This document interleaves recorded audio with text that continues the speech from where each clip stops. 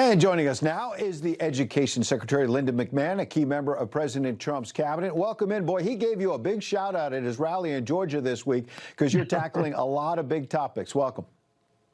Thank you very much, Ed. And it was fun being in Georgia. We were Wheeler High School. There you go. Well, I know you're visiting a lot of these schools coast to coast. We've seen this rise of socialism, communists taking over the Democrat Party. Isn't that radical agenda at the heart of just about every big issue you're trying to take on in terms of cleaning up our kids' schools and getting rid of the indoctrination we saw take root? Well, I can tell you, Ed, our goal is to bring education back to the states because it's the president's belief, and I share it, that the best education is that that's closest to the child. You know, governors, state education leaders, teachers, parents, all should be involved in the education of the children in the states, and we should eliminate as much as possible the bureaucracy in Washington.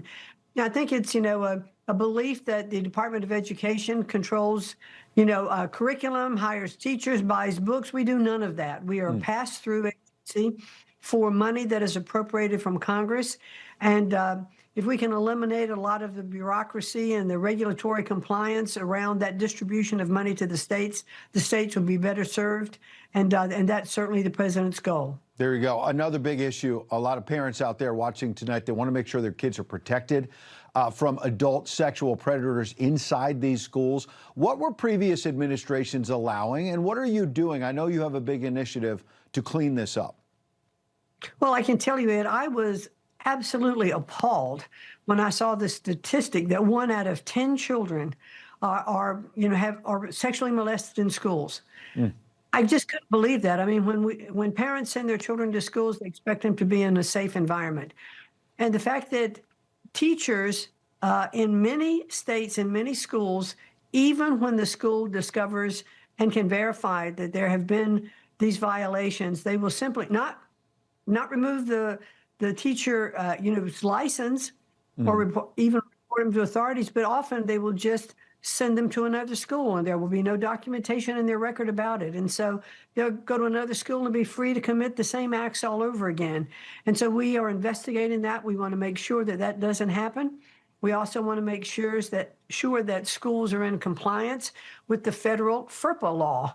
And just this week, the Department of Justice, Harmeet Dillon, sent a letter to Kansas City schools letting them know they had 14 days to stop their program of, just being in defiance of the FERPA Act by taking transgender information into schools that was being kept from parents and hiding it.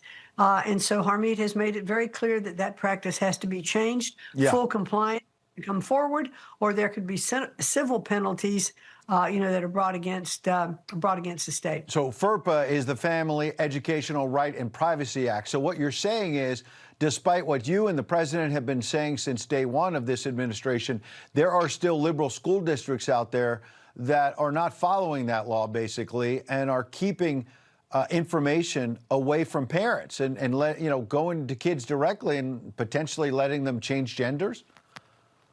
Well, absolutely. And can you imagine? I mean, you can't let a child take Tylenol at school without calling and getting permission from the parent. But they can have these transgender conversations. There was a school in Kansas City that actually the parents found out about the transgender nomenclature, et cetera, that was being used at school by inadvertently because a teacher sent an email that continued to refer to their female child with he pronouns. And when the parent called to ask about it, said, oh, that was just a mistake. It was inadvertent. But then they found out when they were, really demanding their records, that in fact, many of those conversations were being held.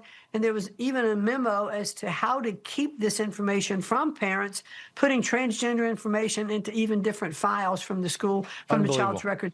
Well, glad you're cracking down on that. I want to talk about artificial intelligence, these robots as well. There's a New York school district, I'm sure you heard, that's debuting a $58,000 robot, a teaching assistant this fall.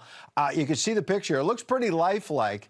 It's going to be in a limited capacity, but parents are expressing concern about privacy and whether they're going to be collecting children's data with these robots. And there's also the possibility of neglect, you know, that student-teacher one-on-one that we all had, I hope in a good situation. I know it did in my schools. These are big issues that parents and grandparents are grappling with. What do you as Secretary of Education think about this, the use of artificial intelligence, the use of robots in schools?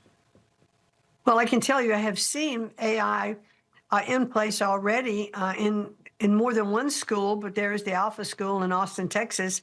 And I heard yesterday Mackenzie Price, who's the president there, say that they were also utilizing, you know, their first, teaching robot with good success. Look, AI is here to stay, and I think we have to be, we have to be ready rather than resistant to AI, but it has to have guardrails. It has to be utilized properly, not as a data gathering source. And I do not have any information that is what they are used for. But when you brought up the fact that, you might lose that one-on-one teacher interaction, in point of fact, having a teaching assistant that's a robot could very well increase the one-on-one capability that teachers in the classroom. This is not a replacement for teachers. This is a teaching tool.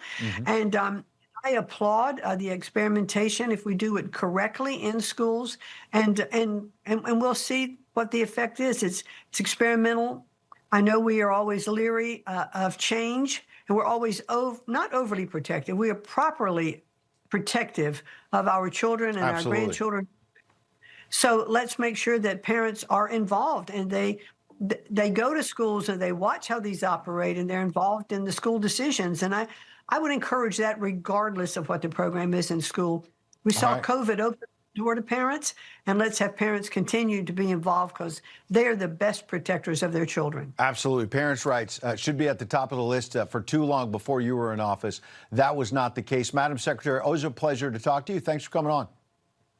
Thanks, Ed. Good to see you. Good to see you. Information. Truth is freedom. Is Newsmax. It's real news for real people.